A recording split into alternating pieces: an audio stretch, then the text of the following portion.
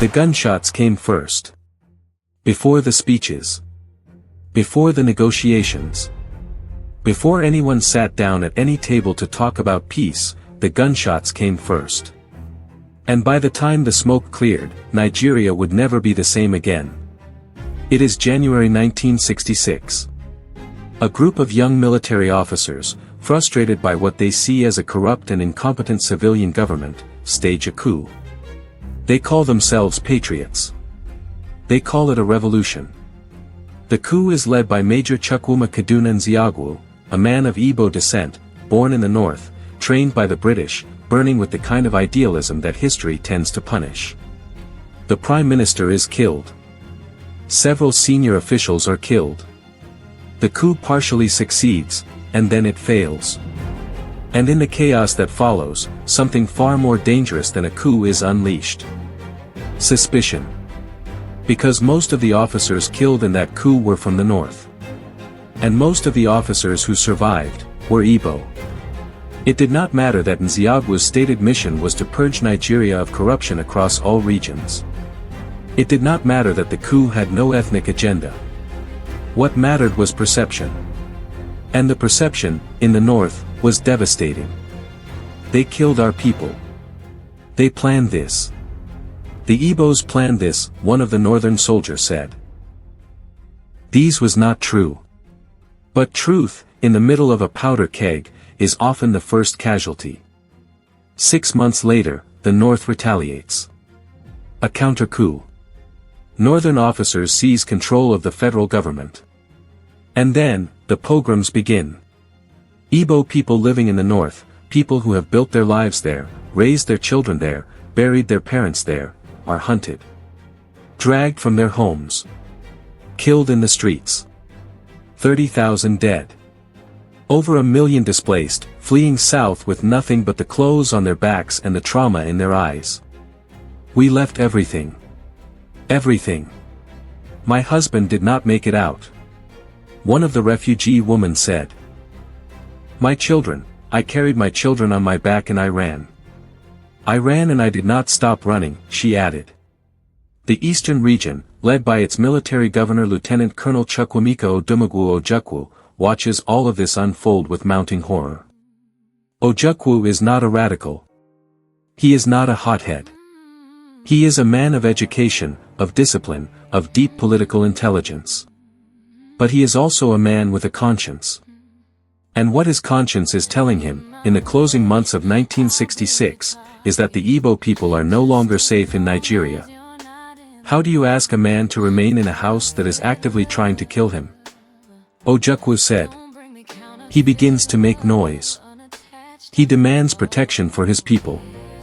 He demands accountability. He demands that the federal government answer for what has happened in the north. And the federal government, now led by Lieutenant Colonel Yakubu Gowon, a quiet, measured northern officer who came to power through that same counter-coup, does not give him a satisfying answer. The tension between these two men, Ojukwu and Gowon, becomes the tension between two halves of a nation tearing itself apart.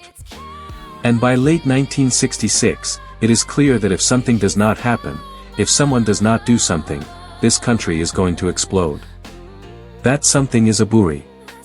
In January 1967, the Nigerian military leaders traveled to Aburi, Ghana, a small hillside town famous for its colorful botanical gardens, for a peace conference hosted by Ghanaian General Joseph Ankara. The choice of Ghana is deliberate. Neither side trusts the other enough to meet on home soil.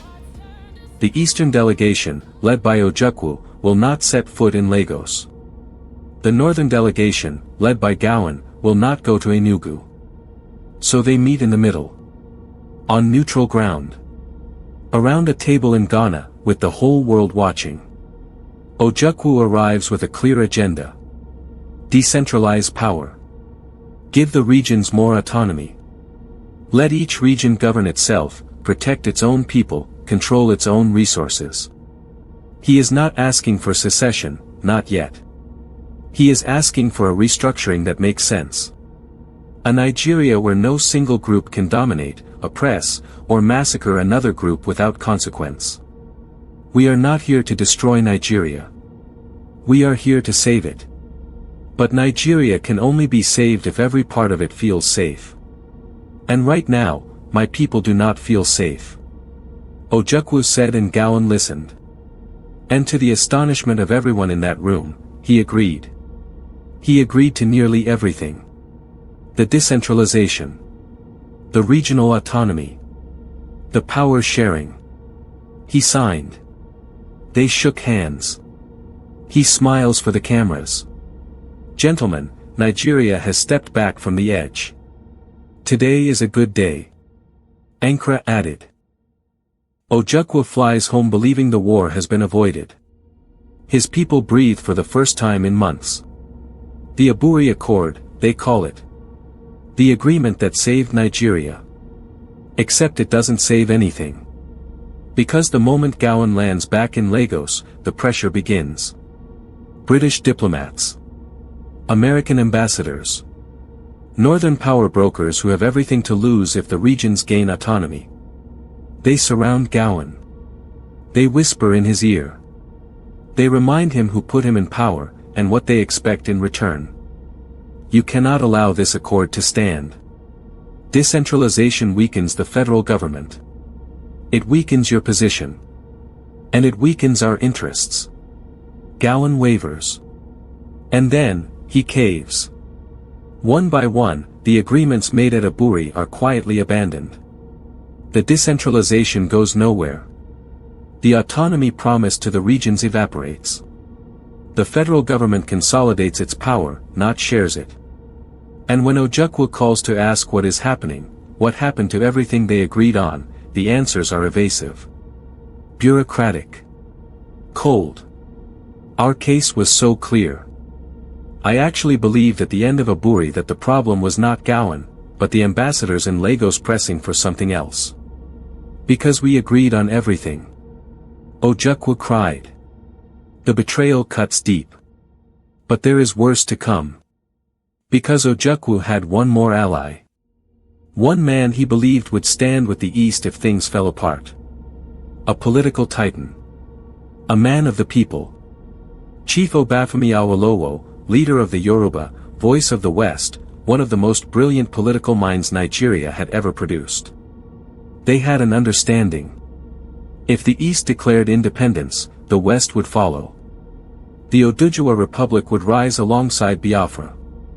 Together, they would be strong enough to survive whatever came next. And then Ojukwu turns on the radio.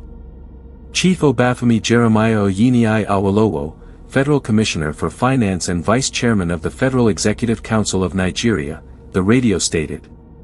The radio kept talking. But Ojukwu had stopped listening. Awolowo has joined the federal government. The same federal government that massacred Igbo people in the north. The same federal government that shredded the Aburi Accord.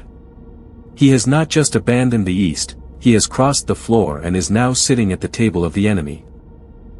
Ojukwu stares at the radio for a long time. What has he done? Nobody in that room answers. Because there is no answer that makes this better. They came to the table in good faith. Ojukwu and his people. They negotiated. They compromised. They signed. They believed. And one by one, every promise made to them was broken. Every hand extended to them was pulled away. Every door opened was slammed shut.